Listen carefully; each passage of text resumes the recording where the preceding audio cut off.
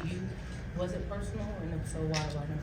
I mean, a little bit. My dad always wanted me to go to Carolina, but I mean, I take every game personal, so I just look at it as another game for us. But I'm happy we got it done.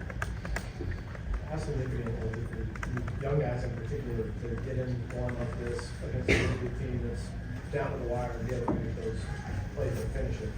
I feel like it's crazy for real because like we didn't really have experience playing older dudes and playing in games like that. So like you definitely see like mistakes within like some of us, like especially me. I make like freshman mistakes, but I feel like playing in games like that help us like grow and like learn from the past games to perform better in the next ones.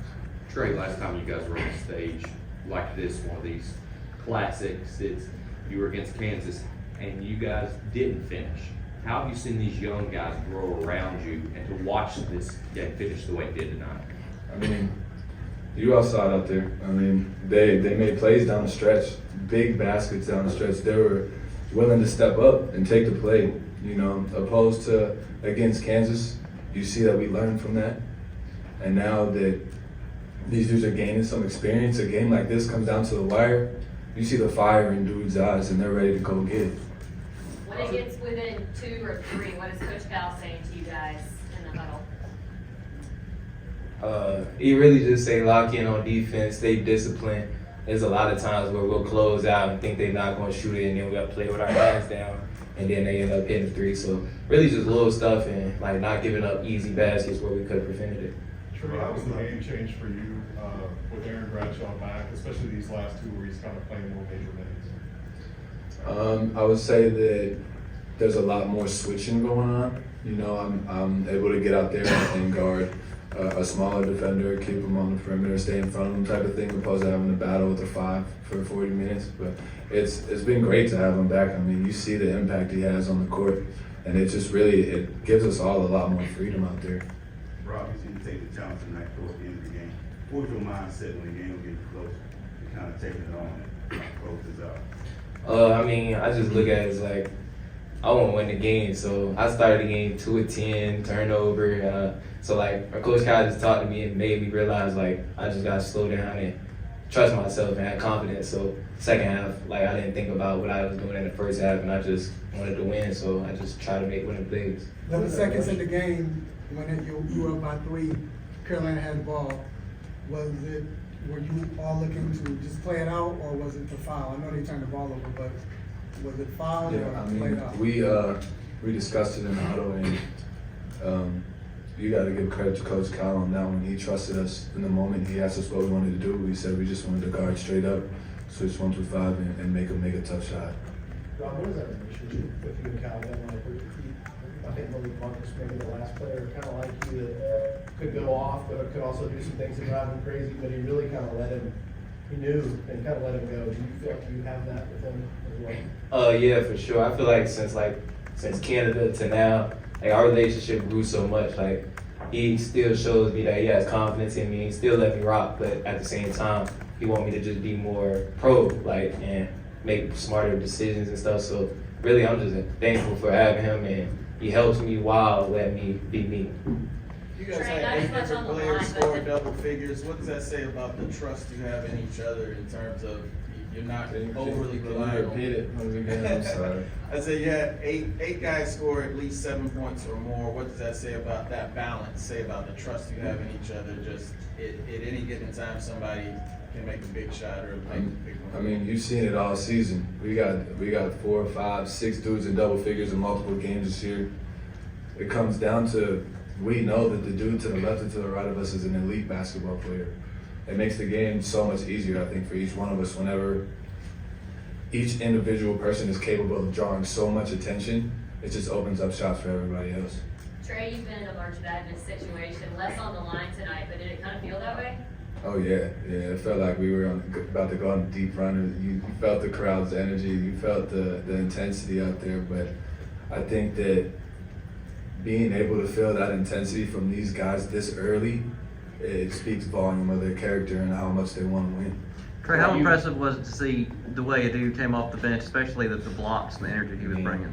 Yo, that dude, that's why at the end of the game I hugged him because, you know, he accepted whatever Cal said, and he came in there and made an immediate impact. I mean, he literally, like, he lifted us off the floor. Like, the energy that he brought in the plays he made, it's second to none, you know. Just to be able to adjust to that switch up he had, and then he still gave it his all every second he was out there.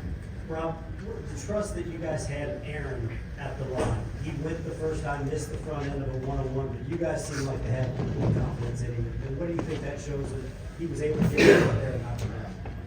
I feel like Aaron is just like, he's a basketball player. He want to win also. Like, it shows an example when I missed the layup at the end, he gets a rebound, puts it back in the clutch. Like, he just makes plays, and like, he hits threes, he can stretch the floor, he can dunk the ball, he rebound the ball. He started us off, and that's why we got to a good start. And I feel like Aaron's a great player for sure. Coach, One did more you for the see players. anything? Oh, I'm sorry. Go ahead. Coach, did you see anything or find out anything different about your team that you hadn't seen in the game yet? How about Ugana? He just started practicing. He got the flu and could not travel with us. Flew in this morning. Went to the shoot around, had to do what? Went in the bathroom. I can't play him. He said, I'm going to be fine. He helped us. Aaron gets a fourth foul, I got to play him.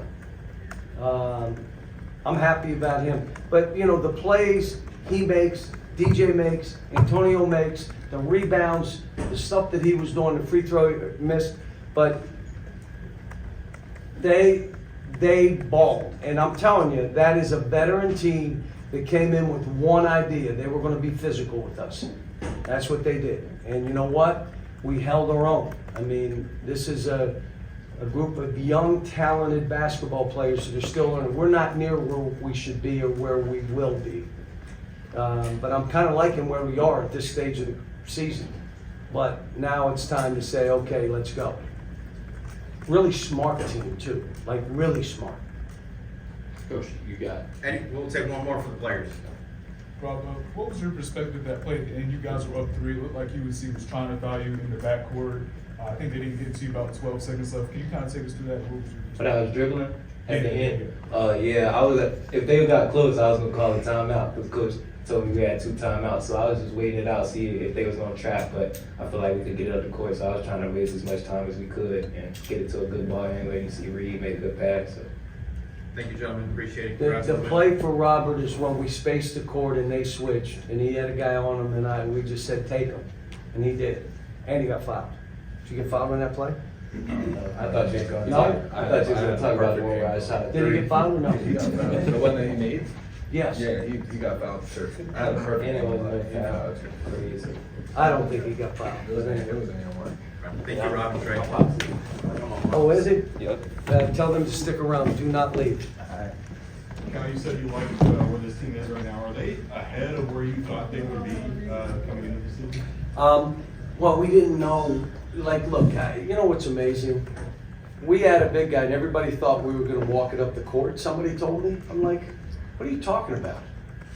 We're playing. This is who we are because we got all back. But again, to try to no, this is who we are. Now we got a 5 guy that can play like he's a 3 or a 4. So you play the same way. I thought a dude did some really good stuff today.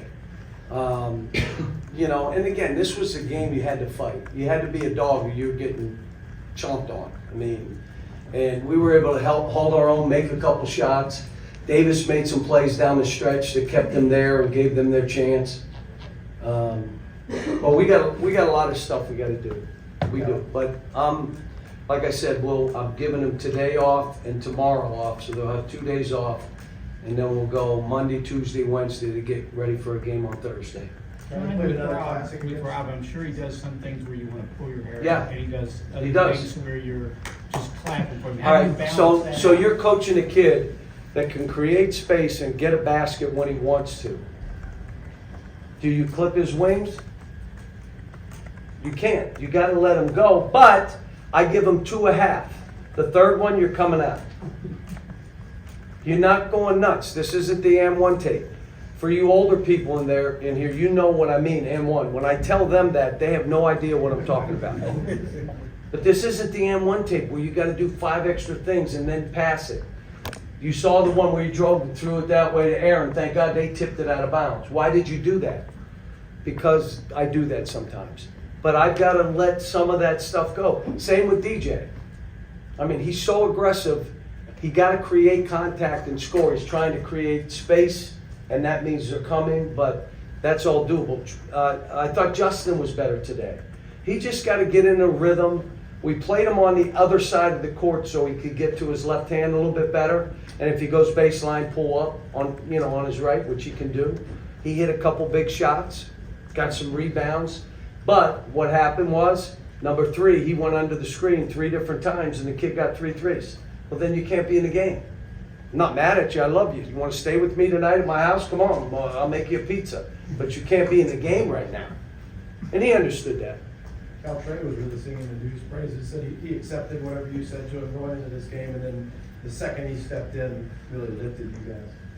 I didn't hear any of that. What did you say? Tre was really praising a dude, saying that he accepted whatever you talked to him about going into this game, and then the second he steps on the floor, he's this huge lift for you guys. What He was just attitude. His dad played for me, and Jeremy Hunt and Joey Dorsey were at my room last night from Memphis. And Jeremy Hunt said to me, I can't believe how much better he's gotten. I can't believe. Now, here's the issue. He wants to be the point guard. But his dad is 6'9" and built like him, probably bigger shoulders. So he's probably still growing. I doubt if you're going to be a point guard. But the way he's playing right now, he's got one thing he's got to improve. You know how you do that? You live in the gym. You can do that. They wanted to say Maxey couldn't shoot. Yeah, that's true. They wanted to say Kaysen wasn't that good a shooter. Yeah, he leads the NBA.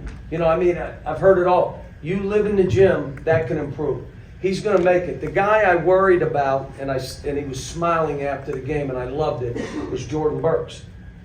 I've been playing Jordan as a 3, which he loves, because he was playing 4-5 because we were shorthanded, and that's not what he is. But I said, stay with it, man. You're going to get a chance, and you're going to bust through. But I didn't play him. And he was fine. He smiled. Now, I expect him to be a little bit upset because he's a competitor. He wants to play. But he was happy we won, and it shows what he is. And you guys saw what he did in the story, but the lady in front of his stuff. I mean, this kid, tomorrow we have 10 families that go to the lodge where the kids live, and we have Christmas for 10 families. And part of it is from gifts to big screen TVs to food to rent checks and these kids get to do it and feel what it's about. So we got, again, really smart, good-hearted kids that are willing to share, that like each other, that genuinely like each other. What did we need early? Size. Now we got a little bit.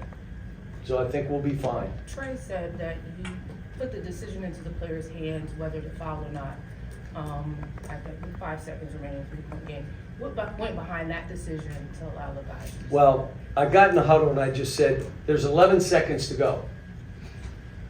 Do you want to foul when they get to half court? Naturally, they said, no. Then we're going to switch.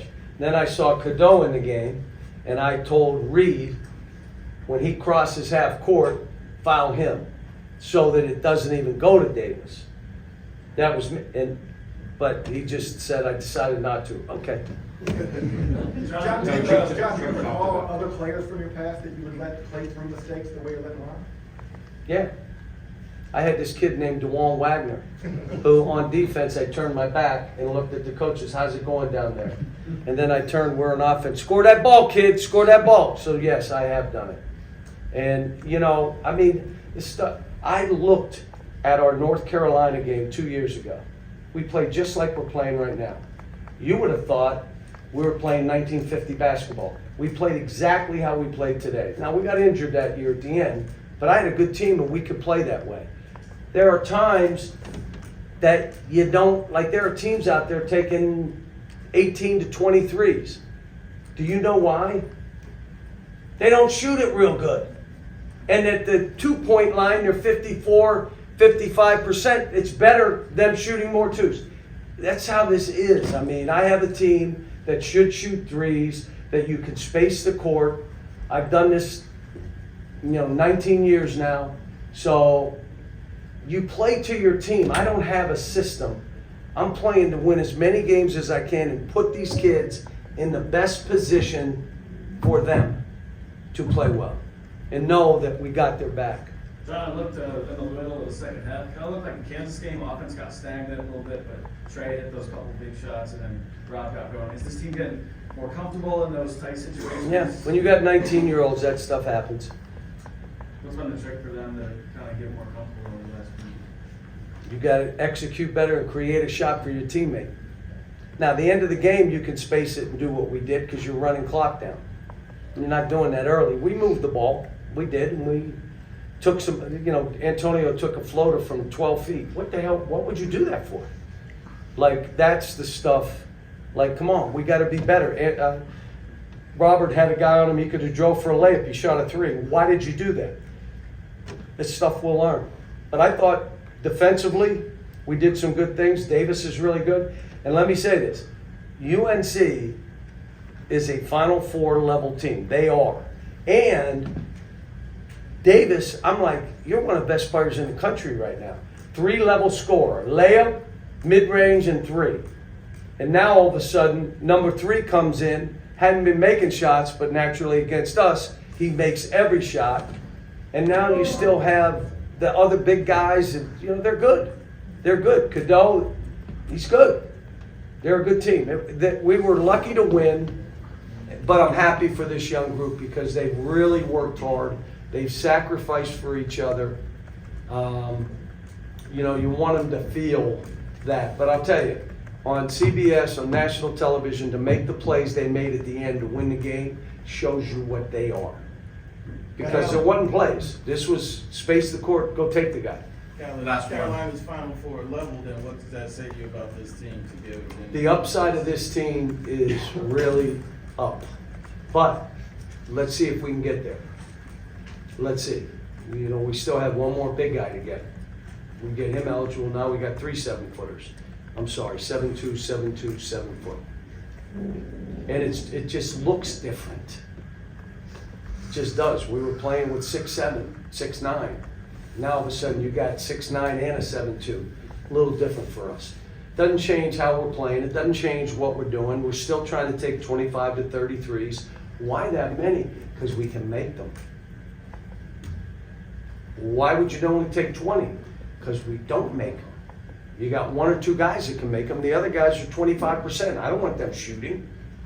This team, and it tells you the game is going to this. You better have a bunch of shooters. The kids that we've recruited, even the big kids, you got to be able to make shots too.